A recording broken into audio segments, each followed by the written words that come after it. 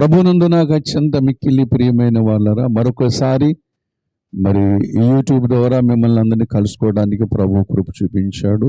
మీ అందరికీ కూడా నా ప్రత్యేకమైనటువంటి వందనాలు తెలియజేసుకుంటూ ఉంటున్నాను. రండి, దేవుని యొక్క వాక్యమును కొద్ది నిమిషాలు మనం ధ్యానం చేసుకుందాం. యోహాను సువార్త 8వ అధ్యాయము 34వ వచనం చదువుకున్నాం. అందుకు యేసు, పాపము చేయు ప్రతివాడును పాపమునకు దాసుడని మీతో నిశ్చయముగా చెప్పుచూ ఉన్నాను. యేసు ప్రభువారు ఎందుకు ఈ లోకానికి వచ్చాడంటే పాపములో ఉన్న వారిని విడిపించడం కొరకు, పాపము నుంచి వారిని సంపూర్తిగా స్వతంత్రులుగా చేయుట కొరకు యేసు ప్రభువారు ఈ లోకమునకు వచ్చి కలువరి సిలువలో తన అమూల్యమైన ప్రాణమును, రక్తమును కార్చి తద్వారా మనకు పాపక్షమాపణ, విమోచన కలుగు చేస్తున్నాడని క్రైస్తవ లోకానికి అంతటికీ విదితమే. కానీ బైబిల్ చెబుతూ ఉంటున్నది, పాపము చేయి ప్రతివాడు కూడా పాపమునకు దాసుడు, దానికి బానిసైపోతూ ఉంటున్నాడు. మనుషులు పాపము చేస్తున్నారు కానీ విడుదల పొందుకు దాంట్లోంచి బయటకు రావాలనుకుంటే రాలేకపోతూ ఉన్నారు. త్రాగుడి నుంచి అలవాడైపోతున్నారు, దాని నుంచి బయటకు రాలేకపోతున్నారు. గుట్కాకు అలవాడైపోతున్నారు, దాని నుంచి బయటకు రాలేకపోతున్నారు. ఒక సిగరెట్కి బానిస అవుతుంది, దాని నుంచి బయటకు రాలేకపోతూ ఉంటున్నారు. ఎందుకంటే పాపము అంత బానిసత్వంలోనికి మనుషులందరినీ కూడా నడిపిస్తూ ఉంటుంది. కాబట్టి అలా చేయటం వల్ల దాని వలన అనేకమైన అనర్థాలు కుటుంబములకు వస్తూ ఉంటున్నాయి. వాటిని బట్టి అబద్ధాలు, వాటిని బట్టి మోసాలు, వాటిని బట్టి మరి సకల విధములైనటువంటి దుర్గంధమైనటువంటి సకల విధమైనటువంటి పాపాలు కూడా వస్తూ ఉంటాయి. ఒక పాపము అనేక పాపములకు దారి తీస్తున్నట్లుగా వస్తూ ఉంటుంది. మొత్తం టోటల్లీ అరికాలము నుండి వరకు కూడా స్వస్థత కొంచెమైన లేకుండా సమస్తము కూడా కన్నులలో పాపము, చెవుల్లో పాపము, నోటిలో పాపము, పెదవుల్లో పాపం, అంతా కూడా విషమయముగా మనిషి తయారైపోతూ ఉంటున్నాడు. అయితే పాపము నుంచి విడుదల పొందాలంటే ఏం చేయాలి? నీ పాపములను క్షమించగలిగినటువంటి వాని దగ్గర రావాలి. నీ పాపములు ఎవరైతే నీకు క్షమించగలరో, ఎవరైతే నీకు స్వతంత్రం ఇవ్వగలరో, ఎవరైతే నీకు నెమ్మదినివ్వగలరు, ఎవరైతే నీకు మనశ్శాంతినివ్వగలరో ఆయన దగ్గరకు రావాలి. వచ్చేంత వరకు కూడా, ఆయన క్షమించేంత వరకు కూడా నీకు నెమ్మదనేది, పాపములో ఉన్న వానికి నెమ్మదనేది దొరకదు. పాపము నుంచి విడుదల పొందుట కొరకే యేసు ప్రభువారు ఈ లోకమునకు వచ్చాడని పరిశుద్ధ గ్రంథమైన బైబిల్ చెబుతూ ఉంటున్నాను. అందుకొరకు చిన్న సిచ్యువేషన్ మీకు నేను తెలియజేస్తూ ఉంటాను. ఏమిటంటే, ఒక ఊరిలో ఒక బాతులు మేపే వాడు ఉన్నాడు. పెద్ద బాతుల మంద ఉన్నది. చక్కగా మరి బాతులు మేపుకుంటూ కాలక్షేపం చేస్తున్నటువంటి ఒక యజమానుడు ఉన్నాడు. ఆ యజమానుడికి ఒక కొడుకు ఉన్నాడు, ఒక కుటుంబం ఉన్నది. ఆ కొడుకుకి ఏం చేశాడంటే తనతో పాటు కూడా బాతులు మేపుతూ ఉన్నప్పుడు కూడా తీసుకుని వెళ్తూ ఉంటున్నాడు. ఒకనొక రోజున ఆ తండ్రికి ఒక ఊరు వెళ్ళవలసి వచ్చింది. అప్పుడు ఆ కుమారుడికి తన బాతుల మందుని అప్పచెప్పి, అరే బాబు, జాగ్రత్తగా బాతుల మందుని చూస్తూ ఉండు, మరి జాగ్రత్త, నక్కలు వస్తాయి, లేకపోతే ఎక్కడైనా చిక్కుకుపోతాయి, వాటిని జాగ్రత్తగా మేపుతూ ఉండు, జాగ్రత్తగా కాపాడుతూ ఉండు, చూస్తూ ఉండు అని చెప్పేసి ఆ బాతుల మందునంతటిని కూడా తన కుమారుడికి అప్పచెప్పేసి తన తండ్రి గారు వేరే ఊరు వెళ్ళారు. ఈ కుమారుడికి ఒక అలవాటు ఉన్నది, బాతుల్ని మేపుతూ కేట్ల బారుతో ఆడుకోవడం అతనికి అలవాటు ఉన్నది. ఇలా కేట్ల బారుతో ఆడుకుంటూ ఉంటుండగా ఒకనొక దినమందు ఆ కేట్ల బారులోంచి వెళ్ళిన రాయి బాటుకు తగిలి బాటు చచ్చిపోయింది.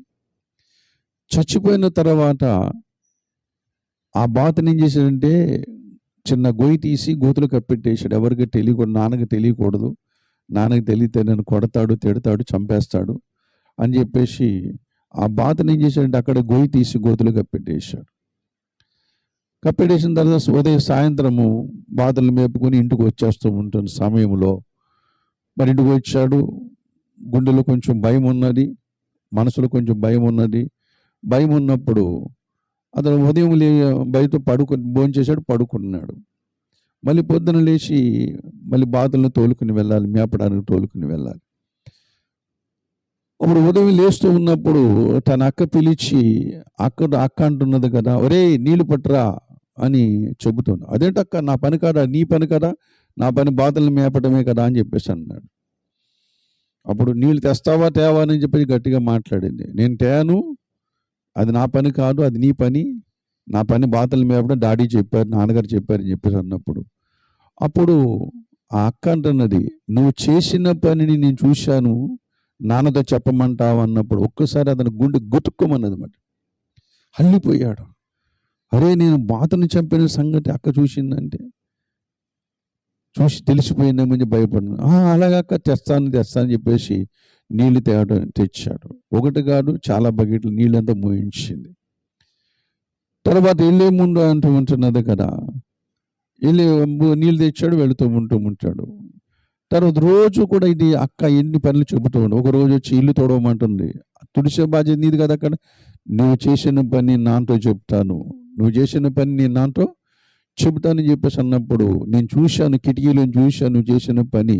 నువ్వు కేటల బారుతో ఆడుకుంటున్నప్పుడు నీవు బాతుని చంపేశావు, బాతుని పాతి పెట్టావు, సంగతి నేను చూశాను డాడీతో చెప్తున్నప్పుడు అల్లిపోయి, అక్క ఎక్కడైతే నా సంగతి చెప్పేస్తుందని భయపడిపోయి అక్క చెప్పిన పనల్లా చేస్తూ ఉంటున్నాడు. ఇల్లు ఊడుస్తున్నాడు, నీళ్లు తెస్తూ ఉంటున్నాడు. ఇంట్లో అమ్మ అనుకుంటుంది, నాన్న అనుకుంటూ, వీళ్ళందరూ అనుకున్నారు, అబ్బాయి ఎంత మంచోడైపోయాడు, ఎంత చక్కగా పనులు చేస్తున్నాడు, ఇలాంటి కొడుకు పుడితే ఎంత బాగుండని చెప్పేసి ఇంట్లో అదృష్టవంతుడని చెప్పేసి వాళ్ళు అనుకుంటూ ఉంటున్నారు. కానీ అక్క మాత్రం ఏం చేస్తుందంటే ప్రతి పని కూడా చెబుతుంది, ప్రతి పని కూడా చేస్తూ ఉంటున్నారు.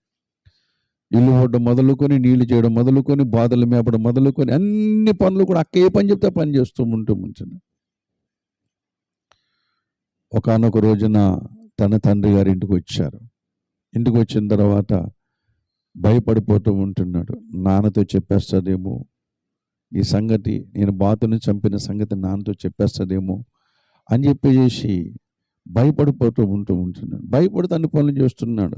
ఏంటమ్మా ఎంత బుద్ధిమంతుడు అయిపోయాడు, ఇప్పుడు అన్ని పనులు చేస్తాడంటే చేస్తాడు నాయన అన్ని పనులు చేస్తాడని చెప్పేసి అక్క చెబుతూ ఉంటుంది. వెరీ గుడ్, మంచి ప్రయోజకుడు అవుతాడని చెప్పేసి అనుకోండి. కానీ వీడు లోపల ఎంతో బెంగ, దిగులు, బాధ, వేదన అన్నీ ఉన్నాయి. ఎందుకంటే తాను చేసిన పనిని తను చెప్పేస్తుందని చెప్పేసి భయపడుతూ ఉన్నాడు. తను చేసిన తప్పును చూడండి, తప్పును బట్టి ఎంత దాసత్వంలోకి వెళ్తున్నాడో చూడండి, ఎన్ని పనులు చేస్తూ ఉంటున్నాడు. అందుకని యేసుప్రభువు చెప్పారు, పాపము చే ప్రతివాడు పాపమునకు దాసుడని చెప్పాడు. ఇలా రోజులు గడిచిపోతూ ఉంటున్నాయి. రోజులు గడిచిపోతున్నప్పుడు ఒకానొక రోజున మరి భోజనం చేయకుండా మంచం మీద కూర్చుని ఆలోచన చేసుకుంటూ, రెండు కళ్ళంట నీళ్లు కారుస్తూ ఆలోచన చేస్తూ ఉన్నాడు. మనకి ఇన్ని బాతులు ఉన్నాయి కదా, అందులో ఒక బాతు చనిపోయింది. ఈ చనిపోయిన బాతు గురించి డాడీతో చెప్పేస్తాను. ఇక నేను ఈ బాధను భరించలేను. డాడీ కొడితే కొడతాడు, తిడితే తిడతాడు, ఏమి చేసినా పర్వాలేదు, ఒక దెబ్బతో వదిలిపడి ఈ వెట్టి చాకిరి పనులు మనం నేను చేయలేను. ఈ నీళ్లు మోయడం అనేది, ఇల్లు పోవడం అనేది, వాళ్ళు చెప్పిన పనులు చేయటం అనేది భయపడుతూ నేను బ్రతకలేనని చెప్పేసి ఆ రోజు రాత్రి తను కన్నీరు కారుస్తూ తన లోపల పశ్చాత్తాపడుతూ నాన్నగారికి చెప్పేస్తానని చెప్పేసి అనుకున్నాడు. అనుకున్న తర్వాత ఒక రోజున నాన్నగారి దగ్గరికి వెళ్ళాడు. నాన్నగారు మంచం మీద అలా కుర్చీలో కూర్చుని ఉన్నారు. కుర్చీలో కూర్చుని ఉన్నప్పుడు నాన్నగారి దగ్గరికి వెళ్ళాడు. ఏరా బాబు, ఎందుకు వచ్చావు, ఏంటి ఆ సంగతి? నాన్నగారి దగ్గరికి వచ్చి ఏడుస్తున్నాడు. ఎక్కెక్కి ఏడుస్తున్నాడు. ఎందుకు ఏడుస్తున్నాడు? ఎవరేమన్నా నేను కొట్టారా? అక్క ఏమని అన్నది, అమ్మ ఏమని అన్నది, లేకపోతే ఎవరైనా కొట్టారా, ఏమైనా తిట్టారా అంటే ఎవరు ఏమనలేదని చెప్పేసి బుర్ర అడ్డంగా తిప్పాడు. మరి ఏంటి, ఎందుకు ఏడుస్తున్నావు చెప్పరా, ఎందుకు ఏడుస్తున్నావు, ఏం కావాలి ఇప్పుడు నీకు అంటే ఏమి వద్దు డాడీ అన్న. మరి ఎందుకు ఏడుస్తున్నావు చెప్పు ఏడు అని చెప్పేసి నాన్నగారు అన్నప్పుడు, నాన్న నీవు నాకు బాతుల మందను ఖాయమని అప్పచెప్పి వెళ్ళావు. అయితే నాకు ఒక ఆట ఉన్నది, నీకు తెలుసు కదా, నేను కేటల బారుతో ఆడుకున్నప్పుడు నేను వేరే పక్షిని కొట్టబోయి ఆ రాయి వెళ్ళి బాతుకు తగిలింది. ఆ తగిలిన బాతు చచ్చిపోయింది. దాన్ని భూమిలో పాతి పెట్టాను, నన్ను క్షమించు నాన్న అని చెప్పేసి తండ్రి దగ్గర పశ్చాత్తాపడి ఏడుస్తూ కాళ్ళ మీద పడ్డాడు. కాళ్ళ మీద పడినప్పుడు తండ్రి ఆప్యాయతో, ప్రేమతో పిలిచేవారు. అంతే కదా, మనకి ఇన్ని బాతులు, ఒక బాత పోతే ఏం పోయింది, సర్లే ఇంకా నీకు దాని గురించి బాధపడొద్దు, ఏడొద్దు అని చెప్పేసి, అంతే కదా, పోతే పోయిందిలే బా, చచ్చిపోయింది. మనకు బోళ్ళని బాధలు ఉన్నాయి, బాధపడుకో, ఏళ్ళ గురించి ఏం దిగులు పడుకో, చాలా బాధలు అని చెప్పి అనగానే ఒక్కసారి ఈడు హృదయం నిండా ఆనందంతో నింపబడిపోయి, ధైర్యముతో నింపబడిపోయింది, సంతోషం నింపబడిపోయింది. తెల్లవారిన తర్వాత అక్క పిలుస్తుంది, రేయ్ ఏరా లేటుగా లేస్తున్నావు ఈరోజు అంటే, లేదక్క నేను ఇంకో గంట వరకు లేగనన్నాడు. ఏంటి గంట వరకు లేగవా? టైం అయిపోతుంది, అర్జెంట్ నీళ్లు పట్టరా, స్నానం చేయాలి, డాడీకి నీళ్లు పెట్టాలి, స్నానం చేయాలి, కాబట్టి నువ్వు నీళ్లు పట్టరా, గుమ్మాలు చూడు అని చెప్పాను. అది అప్పుడు ఇతను అంటున్నాడు కదా, నేను నీళ్లు పట్టరాను, నేను గుమ్మాలు కూడా తొడవను అన్నాడు. చెప్పమంటావా నాన్నతోటి నీ చేసిన పని అంటే, అప్పుడు అన్నాడు, నీ దిక్కున్నగాడు చెప్పుకోమన్నాడు. ఏమన్నాడు?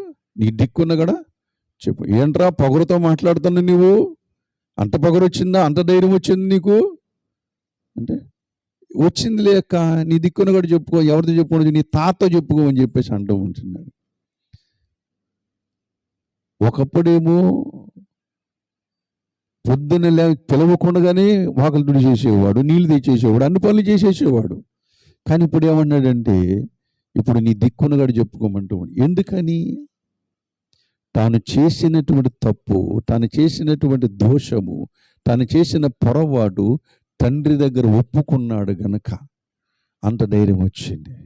దేవుని బిడ్డలారా, అలాగే మనకు ధైర్యం ఎక్కడ దొరుకుతుందంటే, మన పాపములు యేసు రక్తములో కడగబడ్డాయని మనం పూర్తిగా విశ్వసించిన ఎడల మనకు మరణం మీద విజయం జరుగుతుంది, మనకు పాపం మీద విజయం దొరుకుతుంది, మనకు నరకాగ్ని గుండం మీద అంధకార శక్తుల మీద విజయం ఉంటున్నది.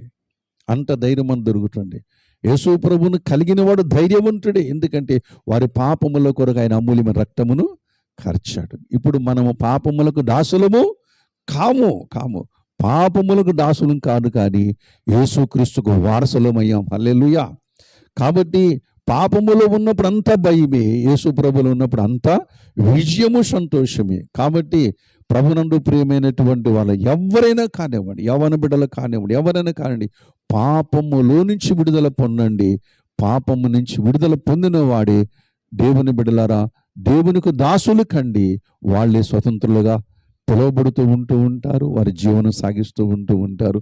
ఇక మరణ భయం అనేది మన జీవితంలో లేనే లేదు, రాదు. కాబట్టి పాపము చే ప్రతివాడు పాపమును దాసుడే, కానీ పాపముల నుంచి విడిపించడానికి యేసుక్రీస్తు ప్రభు ఈ లోకానికి వచ్చి మన పాపములకు రుణమును కూడా ఏం చేశాడు? చెల్లించాడు.